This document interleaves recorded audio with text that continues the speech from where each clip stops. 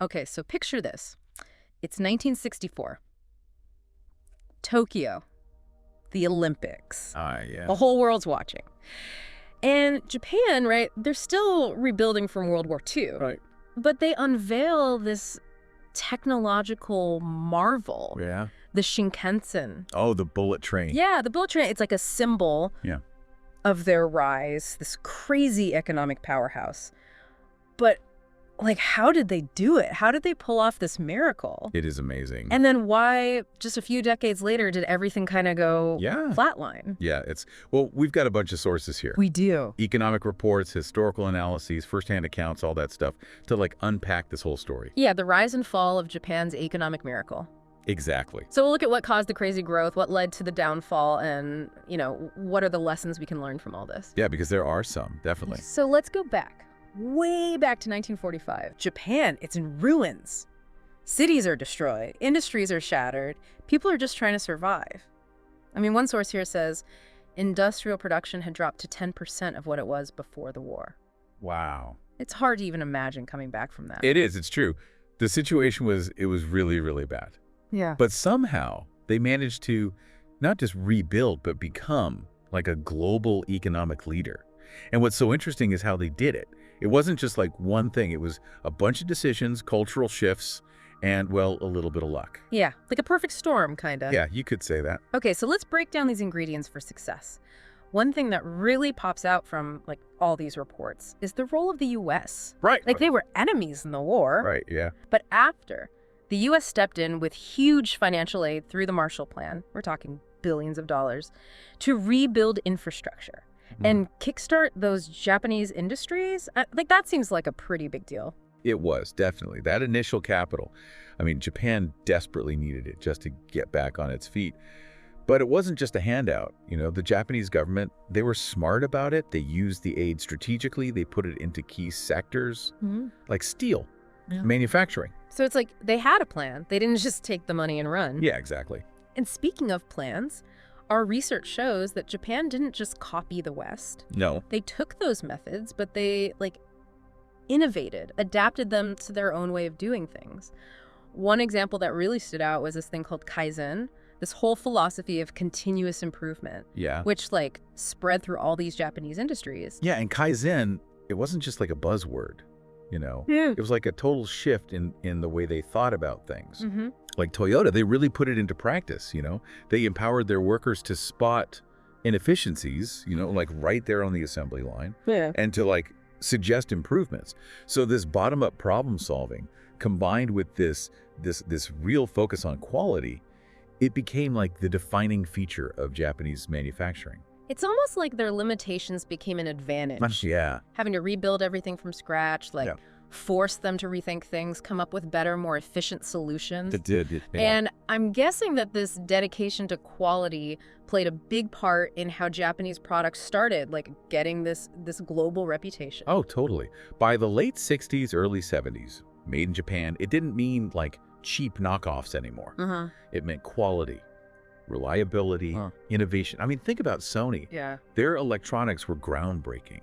Or Honda, they came out with these fuel-efficient cars right when the oil crisis hit. Oh, yeah. I mean, they weren't just products, they were symbols of Japan's comeback. Yeah. So we've got the U.S. aid, the initial boost, the strategic investments, this whole culture of constant improvement. But it wasn't just the private sector doing their thing, right? Right. These sources, they point to a pretty strong government hand in this whole process. Oh yeah, the Ministry of International Trade and Industry, MITI.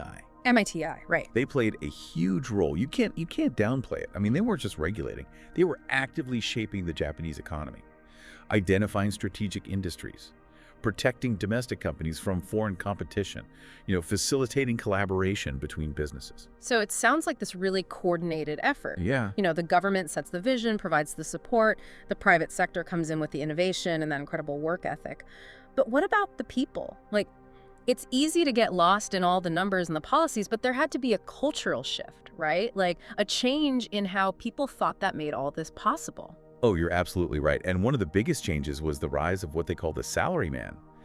And this wasn't just a job title, it was a way of life. Yeah. These were highly skilled, really dedicated workers who were just committed to their companies. They put in crazy hours, often put the company's success before their own personal lives.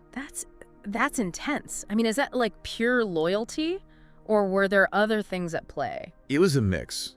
Definitely a strong sense of duty, loyalty to the company. They saw it almost like an extension of their family. Wow. But there were practical reasons too. Companies offered lifetime employment, benefits, a clear path to move up. It was like a social contract. It worked for both sides. Yeah, win-win. Exactly. So it sounds like the salaryman culture, this emphasis on hard work, loyalty, collective effort, it really fueled Japan's economic engine. But was there a downside to all this dedication? That is a great question. And it's a question that becomes really important as we get into the next chapter of Japan's story. Yeah. The peak of their economic miracle. And, maybe the seeds of their eventual downfall. Okay, so we've set the stage. Japan rises from the ashes, embraces innovation, creates this unique work culture. But what happens when this economic engine hits its full potential? What happens when the miracle becomes the norm? We'll find out in part 2 of our deep dive. Okay, so welcome back to our deep dive into Japan's economic miracle. Last time we left off with Japan, in the middle of this incredible climb. They went from a war-torn nation to this global economic powerhouse. But I mean, anytime you have this kind of rapid growth, you got to wonder how long can it last and what happens when you reach the top. Yeah, that's the big question. And that's what makes this whole story so interesting, Because the 1980s, that was the peak of their miracle. But it also, it set the stage for their downfall. It's that classic tale. Oh, yeah. Too much pride, overconfidence, it can blind even the smartest people. Okay, so paint us a picture. Japan at its peak. What did this economic dominance actually look like? Okay, so imagine this. 1989, 14 of the top 20 banks in the entire world, Japanese. Wow. The Nikkei, the stock index, it was going through the roof. Real estate in Tokyo, astronomical. At one point, someone figured out that the Imperial Palace in Tokyo, just the land, was worth more than the entire state of California. I can't even wrap my head around that. It was crazy. The whole nation was riding this wave. They thought it would never end. Unstoppable prosperity. Yeah, like a party that would never stop. Champagne and sushi for everyone. Well, maybe not everyone, but yeah, there's this feeling, this euphoria, They thought they had figured it out, the secret to endless economic growth. Lots of economists, they were predicting Japan would overtake the U.S., become the #1 economy in the world. And to be fair, there were reasons to be optimistic. Their industries, they were competitive, their products, everyone wanted them. And their workforce, known for their skill, their dedication. Okay, so what went wrong? How did this economic juggernaut go off the rails? Well, you can see the problems starting during that boom time. The economy was doing so well, banks were just throwing money around, lending with almost no regard for risk. And that fueled this speculative frenzy, especially in real estate and the stock market. Classic bubble. Too much easy money chasing too few assets. Bingo.